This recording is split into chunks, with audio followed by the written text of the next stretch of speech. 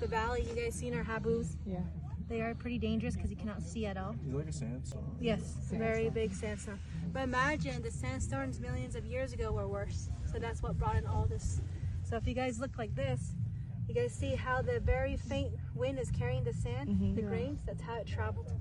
Something like this was brought in by wind. You guys look at the sandstone right there, you see how well-rounded, well-sorted it is. It is very mature. Something like that, big, rubble, ugly, that was all brought in by water. That's not mature enough. Alright, so you guys have more rain.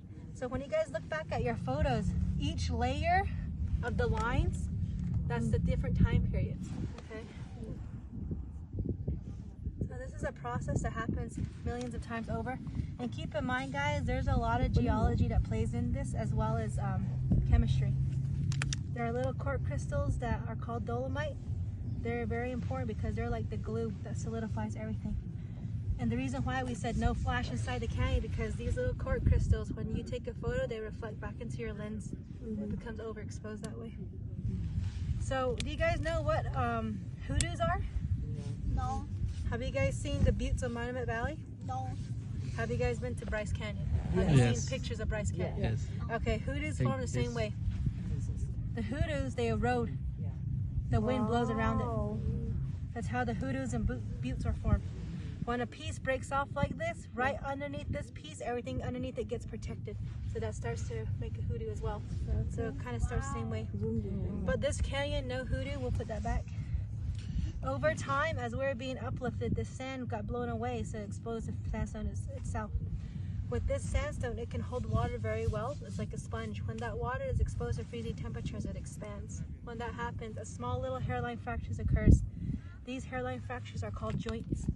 This little joint will allow a passageway for water to start carving. And we all know water has no master. Water will destroy the weaker minerals first.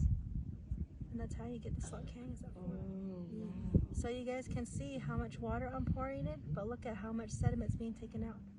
So as tour guides, after it rains, we have to go back in, start from the exit here. We have to push water through by hand with buckets. After we are done getting all that water through, we have to go back in and replenish the floor. So we throw in sand from the top. So that's how the canyon would form. How long does that process take? The last one took us 2 days with 17 people.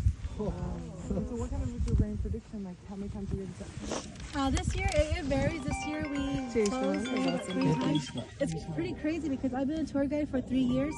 We closed 2 weeks ago for a flash flood.